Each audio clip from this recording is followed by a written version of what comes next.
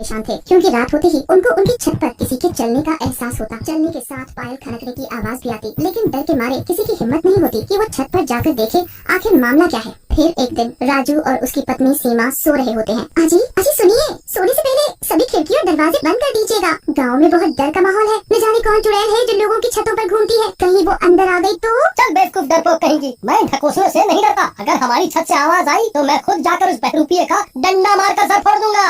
फिर रात 12 बजते ही उनकी छत से किसी के चलने की आवाज आने लगती है। अरे नौश बेटे, खोली जबान के आदमी, तेरे बोलते ही आज ही हमारी छत पर आ गई। अरे बेवकूफ डरपोक मोटी औरत, सारी हिम्मत मुझ पर ही दिखानी आती है तुझे। एक बहरूपिया चुड़ैल से डर रही है, अभी रुक, मैं छत पर जाकर उसे सबक सिखाता हूँ। तू भी चल मेरे साथ। ना बाबा ना, मैं नहीं जाती। मैं अपने पैर पर खुद ही कुल्हाड़ी क्यों मारूं? मुझे अपनी जान प्यारी है, तुम ही जाओ। फिर राजू छत की ओर निकल पड़ता है। छत पर पहुँचते ही राजू की आँख फटी रह जाती है। वहाँ एक बिना सिर की चुड़ैल खड़ी होती है। उसका सिर उस चुड़ैल ने अपने हाथ में लिया होता है।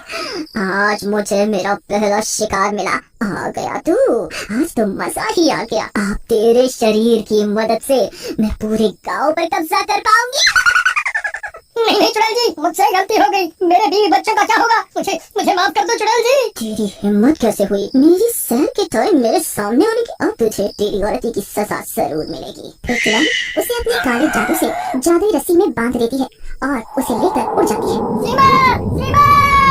फिर उसकी आवाज सुन के सीमा खिड़की के पास आती है। खिड़की से बाहर का नजारा देखकर वो हैरान परेशान हो जाती है। वो देखती है चुड़ैल उसके पति को उड़ाकर ले जा रही है। हाय हाय, मैं लुट गई, मैं बर्बाद हो गई है। वो चुड़ैल तो मेरे पति को ही उठा के ले गई।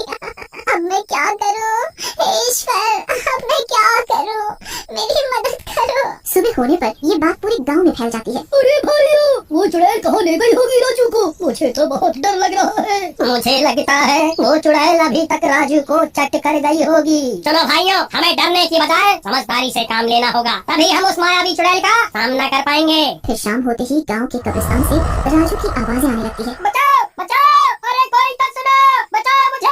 ये आवाजें सुन गांव वाले हैरान रह जाते हैं। अरे ये तो राजू की आवाज है, पर इसे तो चुड़ैल उठा ले गई थी। मुझे लगता है चुड़ैल इसे उठा ले गई और यहाँ इस कब्रिस्तान में कैद कर दिया। हमें चलकर उसे बचाना चाहिए। पर भाई, इस कब्रिस्तान में जाएगा कौन? भला अपनी मौत को कौन दावत देगा? हमें ही जाना होगा और राजू को छुड़ा के लाना होगा। आखिर वो भी हमारा ही साथी है। फिर वो दोनों कब्रिस्तान की ओर चल देते हैं। वहाँ से राजू की आवाजें आ रही होती है। बचाओ बचाओ बचाओ बचाओ। जैसे जैसे वो आगे बढ़ते हैं उन्हें और खतरनाक आवाजें आने लगती हैं और तेज हवाएं चलने लगती हैं। भाई मुझे तो बहुत डर लग रहा है, चलो वापस चलते हैं। डरो मत भाई, अब यहाँ तक आ गए हैं तो राजू भाई को लेकर ही चलेंगे। फिर थोड़ी देर में वो दोनों उस जगह पहुँच जाते हैं जहाँ से आवाजें आ रही होती है। वो एक कब्र होती है जिसके अंदर से राजू की आवाजें आ रही होती है। लगता है उस चुड़ैल ने राजू को लेकर इस कब्र में कैद कर दिया है। चलो इस कब्र को खोलें और राजू को बाहर निकालें। जैसे ही वो कब्र खोदते हैं वही हाथ से अपना सिर लिए सिर कटी चुड़ैल उनके सामने आकर खड़ी हो जाती है। वो दोनों बुरी तरह कांपने लगते हैं। अरे भाई कहने, ये क्या बना है? भागो भागो। वो भागने की कोशिश करते हैं लेकिन चुड़ैल उसकी मायावी शक्तियों से उन्हें एक ही जगह से चिपका देती है। मूर्खों, तुम यहाँ से नहीं हिल सकते। मैंने तुम्हें अपनी जादुई शक्तियों से चिपका दिया है। अब तुम मेरा भोजन ही बनोगे राजू की तरह। चुड़ैल जी, पर आपकी कब्र से तो राजू की आवाज आ रही थी। हम तो उसकी आवाज सुनकर यहाँ आ गए। हमें माफ कर दो चुड़ैल जी। वो तो मैंने गांव वालों को भोजन बनाने के लिए चाल चली थी। मुझे पता था तुम गांव वालों को राजू के बारे में पता चल गया होगा और तुम इंसान बहुत चालाक होते हो। तुम अब छत पर नहीं आओगे, इसलिए मैंने चालाकी से तुम्हें यहाँ बुला लिया। मैं हूँ इस कब्रिस्तान की जिंदा लाश। इस पूरे गाँव पर अब मेरा ही राज होगा।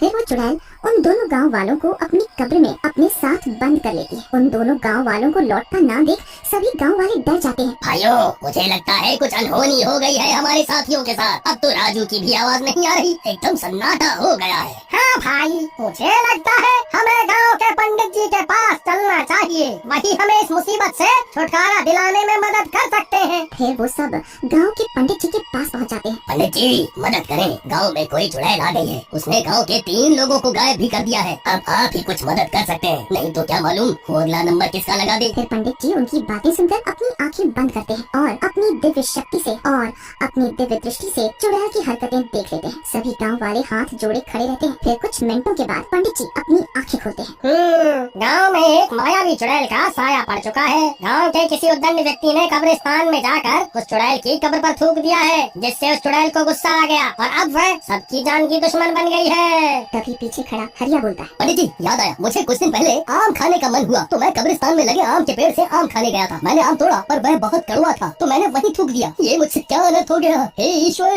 अब जो हो गया सो हो गया। अब हमें उस कब्रिस्तान की जिंदा लाश से आजादी पानी है, नहीं तो वह सबको ही निगल जाएगी। तो हम क्या करें पंडित जी? उस चुड़ैल की जान उसकी खोपड़ी में है, जिससे वह अपने हाथों में लेकर चलती है। अगर हम उससे उसकी खोपड़ी छीन कर गाड़ दें तो वह चुड़ैल खत्म हो जाएगी।